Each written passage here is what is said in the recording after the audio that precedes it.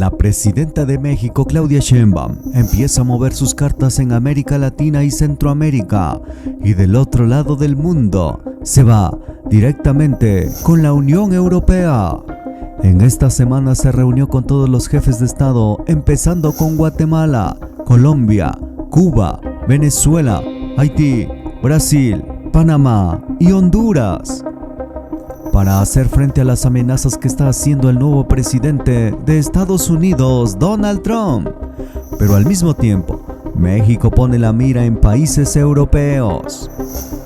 La presidenta de México, Claudia Sheinbaum, afirmó que existen avances significativos en la modernización del acuerdo comercial con la Unión Europea, aunque las conversaciones no han concluido. Esto contrasta con el anuncio de Bruselas, que la semana pasada aseguró que las negociaciones se habían cerrado satisfactoriamente.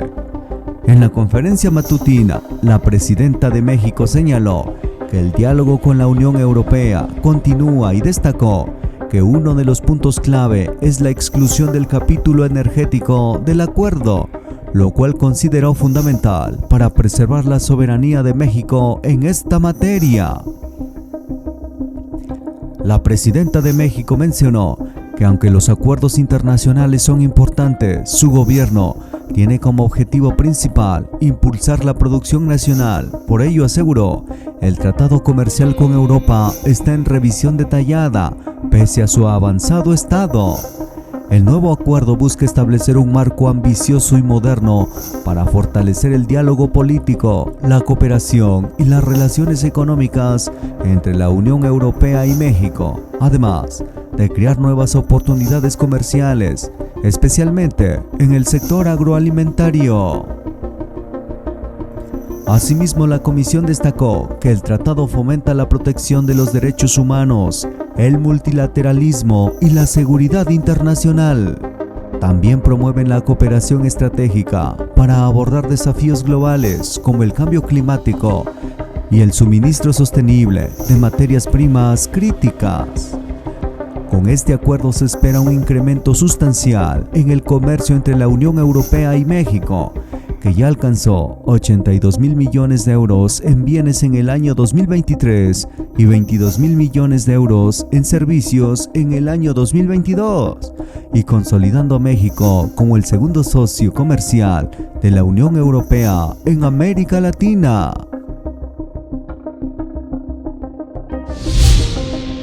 Presidenta, en este contexto de reconfiguración internacional, la Unión Europea, a través de su oficina de prensa, dio a conocer el viernes pues ya la conclusión de las negociaciones para un acuerdo global con México.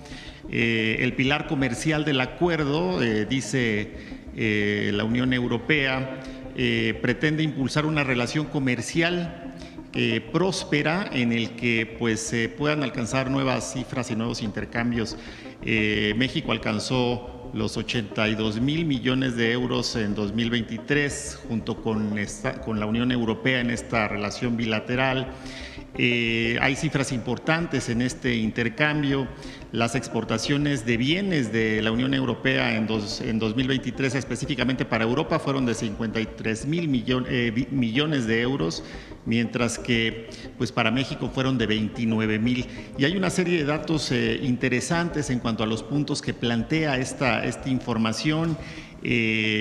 Entre ellos pues una posibilidad de comercio en sectores importantes como finanzas, telecomunicaciones, transporte, comercio digital, servicios ambientales, servicios de postales y mensajería, un capítulo dedicado a lo digital que eliminaría las barreras de comercio en línea, introduciendo reglas para que las empresas puedan operar en línea con certeza y se proteja también a los consumidores en ese rubro, garantizar el suministro de materias primas para transiciones digitales y ecológicas, que además contrasta con lo que plantea el presidente Trump de eliminar todo acuerdo con la protección del medio ambiente, por ejemplo, ¿no?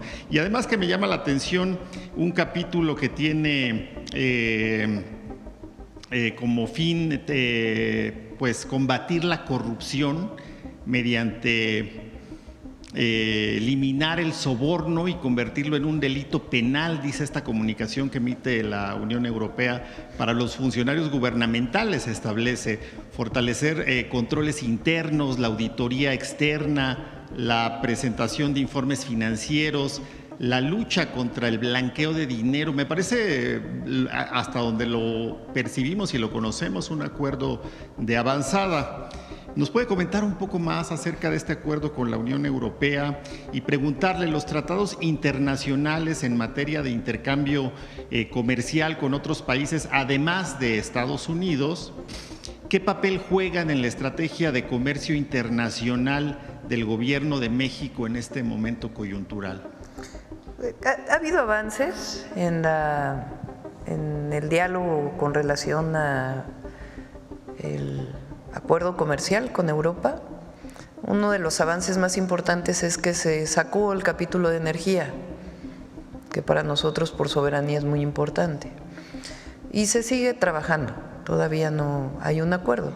Todo tiene que estar en función de nuestro plan, del Plan México, que tiene que ver con el fortalecimiento de la producción también en México, porque son importantes los acuerdos comerciales y la relación con otros países. Evidentemente, pues el TEMEC es muy importante, pero nosotros tenemos un objetivo que es seguir impulsando la producción en nuestro país. Entonces, en esa perspectiva también estamos revisando este acuerdo comercial con Europa, que en efecto va muy avanzado y ya informaremos en su momento. Todos los 31 gobernadores y la jefa de gobierno firman este comunicado de la Conferencia Nacional de Gobernadores y Gobernadoras en defensa de nuestra soberanía y bienestar de las y los mexicanos. Expresamos nuestro pleno apoyo a la presidenta de los Estados Unidos mexicanos y su liderazgo, reconociendo su compromiso con los principios democráticos, la unidad nacional y el fortalecimiento de nuestro país. Reafirmamos nuestra disposición para colaborar de manera institucional en beneficio de todos los mexicanos. Y hablan también pues de la importancia de defender a nuestra soberanía y a las y los mexicanos en el exterior. Y firman todos los gobernadores y gobernadoras, la jefa de gobierno.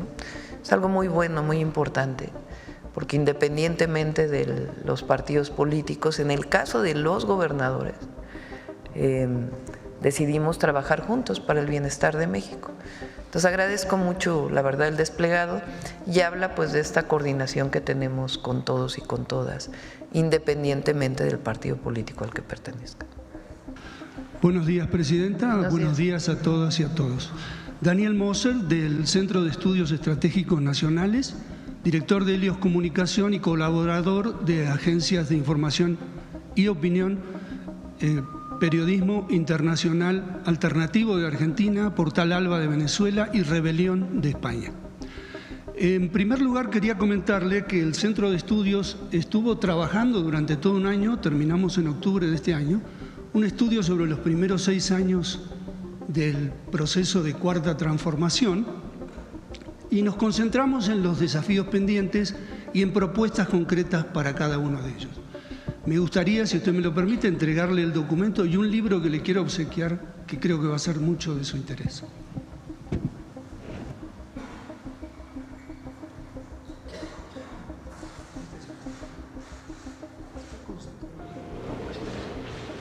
Y este es el libro. Habla de las mujeres, hijos de líderes y luchados. Para que todos te escuchen. Okay.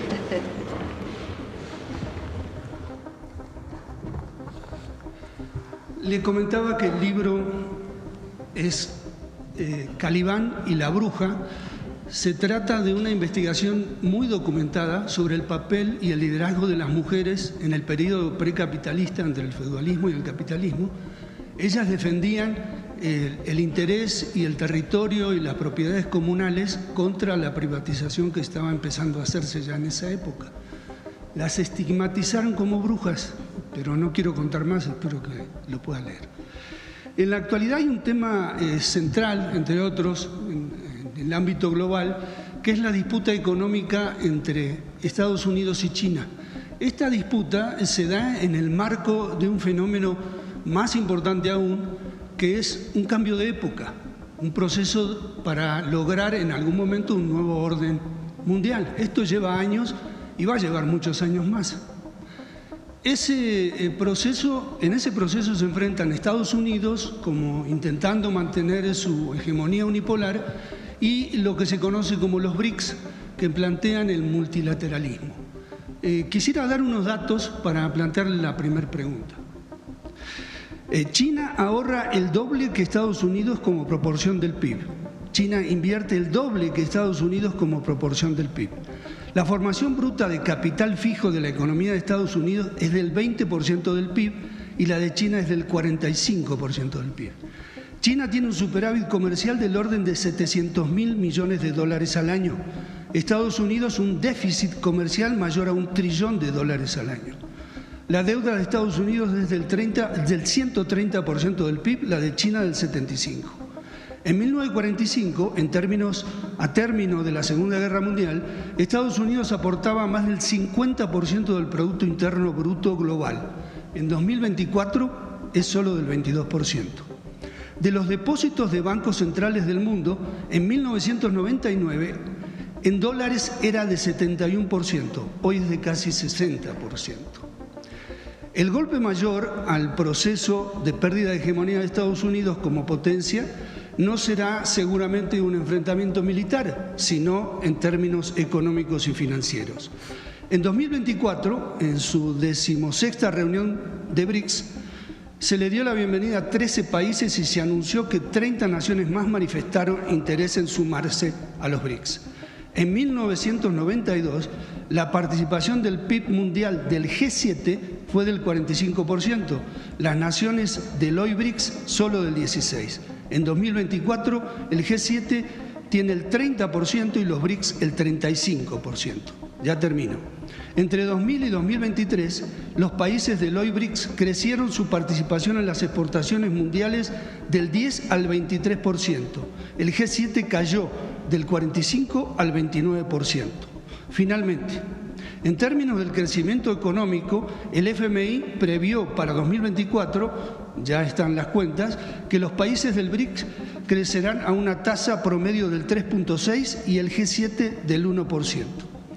La pregunta, Presidenta, es, en atención a estas condiciones en que se está desenvolviendo este pleito a escala global, hay países que se alinean o con Estados Unidos y hay países que se alinean con los BRICS y hay otros países que hacen el esfuerzo, porque no es fácil, de mantenerse al margen y negociar según sus intereses nacionales con quien sea en el momento que sea.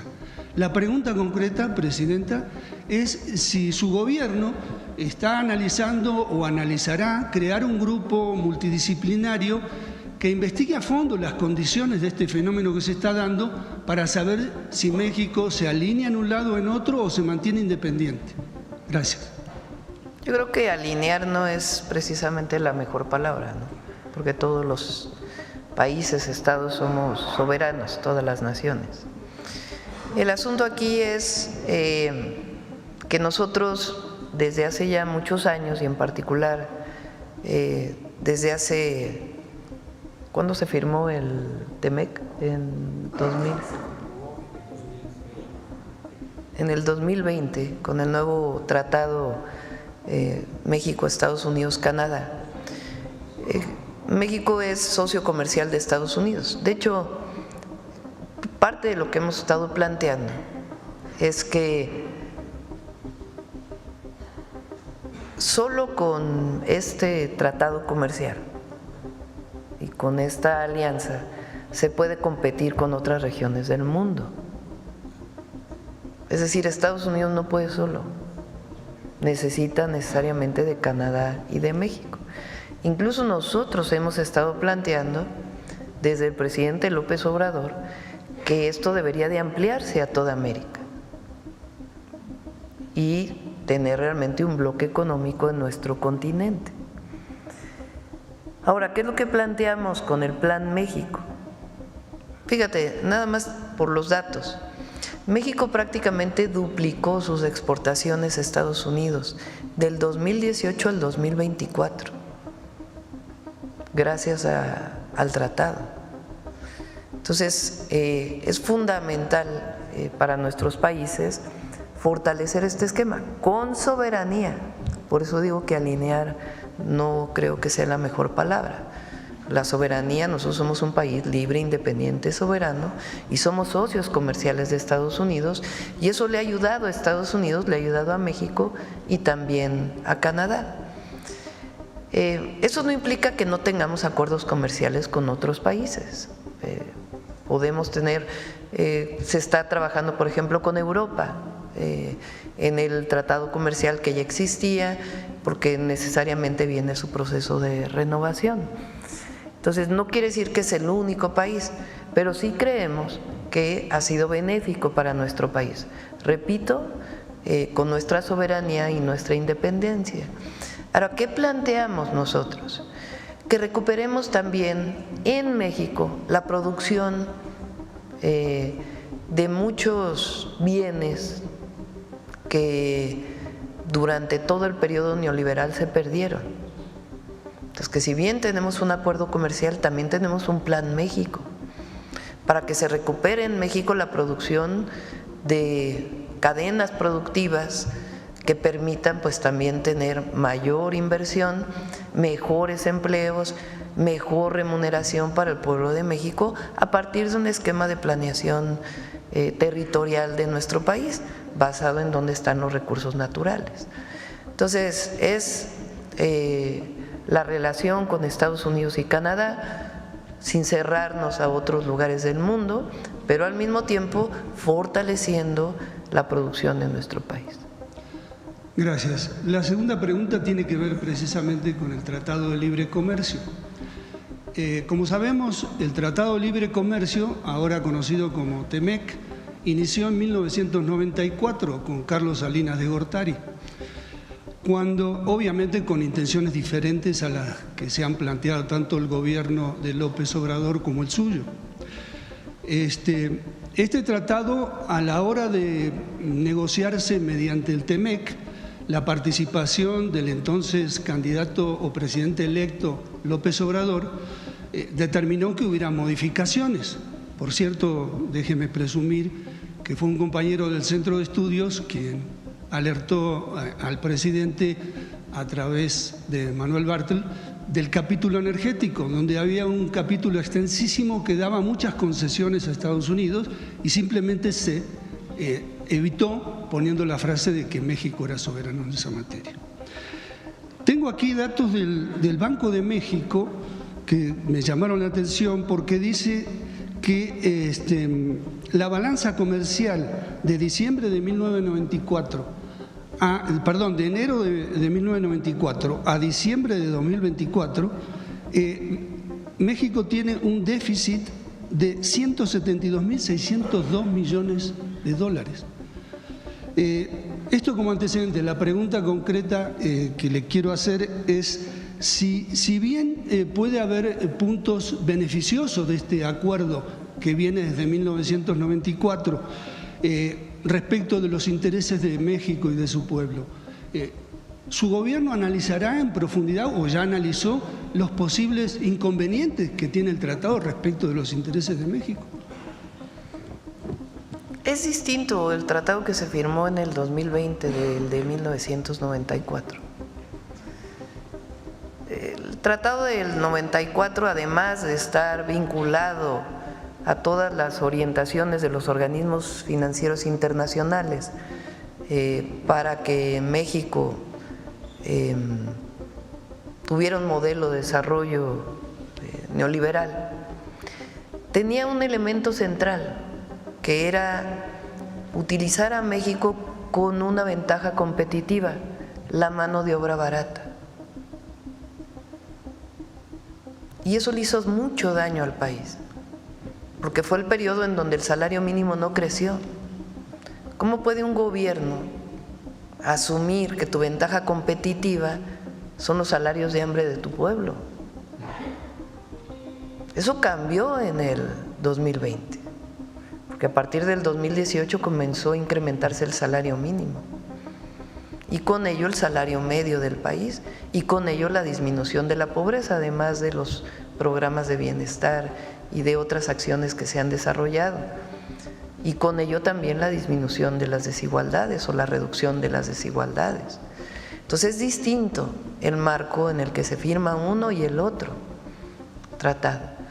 En el 2026 viene una revisión, que es una revisión menor, y nosotros creemos que se va a dar esta revisión en acuerdo con el gobierno de Estados Unidos y de Canadá, porque ha sido benéfico el tratado para los tres países. Entonces, la diferencia sustantiva es que cambió el régimen en México también y que ya no es la integración perdiendo soberanía, que eso era lo que existía antes. Nosotros defendemos a México como país libre, independiente y soberano, con un socio, con dos socios comerciales, Estados Unidos y Canadá. Muchas gracias. En una próxima conferencia, ¿será posible ofrecer información puntual, específica, sobre el contenido nacional de las exportaciones mexicanas? Porque también hay mucho de maquila o de las grandes corporaciones que se afincaron en México, y creo que sería un dato interesante que al menos yo no tengo. Sí, es distinto también porque se apostó por la maquila en la época del primer tratado. La maquila entendida como, de nuevo, se importa todo de Estados Unidos, se maquila en México porque hay mano de obra barata y se exporta. Ese era el objetivo de entonces. Ahora no, la inversión extranjera directa tiene cadenas productivas en nuestro país. Una de las mayores inversiones en México ha sido la industria automotriz de empresas de Estados Unidos, que tienen cadenas productivas en México, es decir, hay acero que se produce en México, hay vidrio que se produce en México, hay componentes de autopartes que se producen en México por empresas nacionales. Lo que queremos nosotros pues es aumentar esa cadena productiva de producción nacional, incluso desde las pequeñas y medianas empresas para la fabricación final de distintos bienes y también de servicios. Entonces, es distinto. México hoy es el tercer país en formación de ingenieros e ingenieras en el mundo. Vean nada más lo que eso significa. O sea, que no en cualquier país puedes instalar semiconductores, porque requieres personas con calificación, con formación en ingenierías diversas. No solo ingenierías, pero principalmente. Y no por eso vamos solamente a formar ingenieros e ingenieras, también queremos historiadores, también queremos filósofos, queremos que México tenga a sus jóvenes en las universidades y que podamos seguir formando desde científicos hasta humanistas y artistas. Eso es lo que hace todavía una potencia mayor de nuestro país. Pero es distinto el modelo neoliberal a el humanismo mexicano y cómo bajo este nuevo régimen y modelo se aprovecha la relación con Estados Unidos y Canadá por la integración económica que existe, pero con una visión completamente distinta. Ponemos por encima de todo el bienestar del pueblo de México. Gracias. La última pregunta. Sebastián Lerdo de Tejada, a finales del siglo XIX, señalaba, o al menos se le atribuye a él, que la prensa se regula con la prensa. El expresidente López Obrador lo usaba a menudo como una referencia cuando trataba el tema. La cuestión es que en esa época, pues que la prensa se regule con la prensa es que un periódico liberal enfrente a un periódico conservador. Hoy un puñado de empresarios controla el 70% de los medios de comunicación digitales, impresos, radio, televisión. La pregunta es si, considerando que suele confundirse la libertad de expresión con la impunidad para difamar, ¿no sería necesario, importante, oportuno, que el gobierno, con otros sectores, incluso empresariales, sociales, etcétera, generar algún tipo de regulación con base en un código de éticas que impidiera que pasen este tipo de cosas, que un presentador diga que va a informar y lo que está haciendo es opinar, y que difamen a personas que luego no tienen el espacio para poder responder a esa difamación. Gracias. En este caso es mejor equivocarse con la libertad de expresión, no a la censura, no a la censura. La libertad de expresión es esencia de la democracia. Nosotros, ¿a qué vamos? A la revolución de las conciencias. México hoy es un pueblo de los pueblos más politizados del mundo, a pesar de que una buena parte de los medios de comunicación actúan en contra. ¿Cómo fue que sacamos 36 millones de votos con las campañas en contra que tuvimos en redes sociales y en medios de comunicación y en toda la comentocracia? Difícil encontrar un articulista, claro, hay sus excepciones, que defienda la Cuarta Transformación. Difícil. Y aún así ganamos casi con 36 millones de votos, con el casi 60% de la votación. ¿Por qué? Porque lo que está pasando en México es único. Aquí es que los que gobernamos desde el presidente López Obrador y ahora venimos de un movimiento social, no llegamos impuestos por nadie y seguimos luchando desde el lugar donde estamos. Entonces, además ahí están muchos de ustedes que ayudan a abrir el debate, a poner otros puntos de vista sobre la mesa, todos los medios llamados alternativos. Ya no es lo mismo que antes, donde lo que se decía en la radio o en la televisión entraba como la verdad absoluta. Y también los medios públicos están haciendo su parte, que no son medios gubernamentales, son medios públicos. Y tienen que fortalecerse los medios públicos, que es parte de lo que queremos hacer ahora. Y también hay muchos medios que han aprendido, también, que así como iban, pues lo único que hacían era perder televidentes, se dice, audiencias. Moss y Trump, me vino a la mente aquello que comentó López Obrador respecto de que un paisano le dijo que así como se separó el poder de la Iglesia del poder del Estado, se separara el poder económico del poder político. ¿Valdría la pena separar también el poder mediático del poder político? El poder mediático, bueno, aquí está separado. Muchas gracias, buenos días a todas y todos. Sósimo Camacho, de Luces del Siglo. Pues usted ya se ha referido a estos decretos que ha estado firmando Donald Trump, órdenes ejecutivas, y que ha comentado hay que centrarnos más en eso que en las propias declaraciones o formas de comunicar del propio hoy presidente de Estados Unidos. Sin embargo, bueno, pues tiene algunos discursos bastante estridentes destinados no solamente hacia México, sino a América Latina en su conjunto, hacia otras partes del mundo. Analistas han observado incluso un discurso expansionista tratando de decir que Estados Unidos se debe hacer de Groenlandia, debe, dentro de su concepción y entre comillas, recuperar el canal de Panamá, ha querido renombrar al Golfo de México como Golfo de América. Y en ese sentido, preguntarle, Presidenta, si hay algún tipo de respuesta conjunta de América Latina frente a este tipo de intenciones de Donald Trump. Y se lo pregunto porque México no es el único afectado, por ejemplo, en el caso de las deportaciones. Hay países que tienen o que su Producto Interno Bruto representa el 25.1%, 25.6% de las propias remesas. Es decir, hay países que depende en un cuarto de su Producto Interno Bruto de lo que envían desde Estados Unidos. El problema no solamente es de México, sino es prácticamente de América en su conjunto.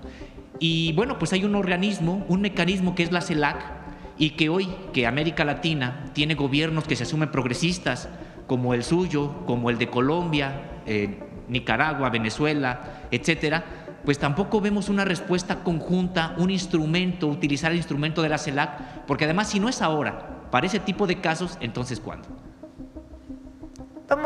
Tengo varias llamadas en estos días. Hablé con el presidente Arévalo, hubo una reunión de los cancilleres de distintos países de América Latina y el Caribe, y hay unidad en América Latina, eso es importante. Entonces, yo sé que a veces ustedes quieren que haya una declaración particular, pero nuestro objetivo fundamental es el bienestar del pueblo de México. Esa es la responsabilidad de la presidenta. Y por supuesto nos comunicamos con todos los gobiernos del mundo y particularmente con los de América Latina. Y hoy estamos concentrados, o estoy concentrada con el equipo, pues obviamente en el interés de México. Entonces, nuestro interés pues es evidentemente el acuerdo con Estados Unidos en diferentes temas, que ya hay una comunicación. Hay cosas en las que no estamos de acuerdo, pero en este momento ese es el interés esencial que estamos cumpliendo y que vamos a cumplir. Entonces, estamos trabajando en ello y al mismo tiempo tenemos comunicación con gobiernos de América Latina. Y hay cosas en las que evidentemente no estamos de acuerdo, pero nuestro interés es la defensa de las y los mexicanos y garantizar el desarrollo con justicia en nuestro país. Y en eso pues estamos trabajando en este momento.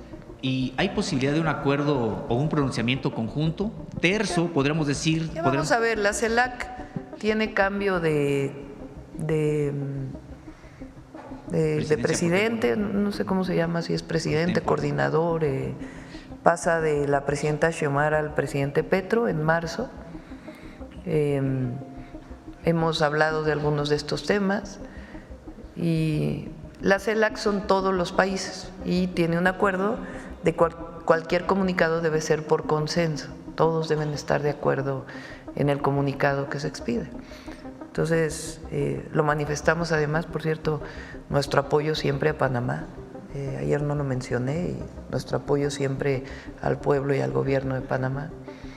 Y ya vamos a ir en cada momento, no todo necesita una respuesta inmediata. Entonces hay coordinación, hay comunicación y en este momento nuestro interés esencial, como debe ser, es nuestro país.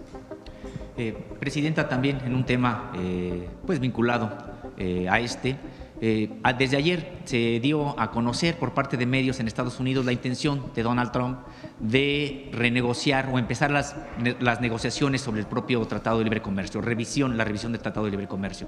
En ese sentido, bueno, pues hay puntos que son álgidos, hay por supuesto aquellos que son de coincidencia, pero hay temas que tienen que ver en la agenda bilateral con el asunto del maíz transgénico, por ejemplo, que le planteaba en otra ocasión, pero también temas que le interesan a México, aunque no necesariamente estén en el ámbito del Tratado de Libre Comercio, como el trasiego de armas, que pues ya habíamos dicho, de acuerdo con agencias incluso estadounidenses, pues reconocen que son alrededor de 2,000 armas. El Departamento de Justicia, no una agencia. El Departamento de Justicia de Estados Unidos. Sí, pero las estadísticas señalan que incluso son alrededor de 2,000 armas las que ingresan ilegalmente desde Estados Unidos a México diariamente. Y estamos hablando de fusiles de asalto, AK-47, R-15, Barrett, es decir, armamento de las Fuerzas Armadas, que son los que precisamente les dan el poder o empoderan de tal manera a los cárteles del narcotráfico que están asentados en México, en Estados Unidos y en otras partes.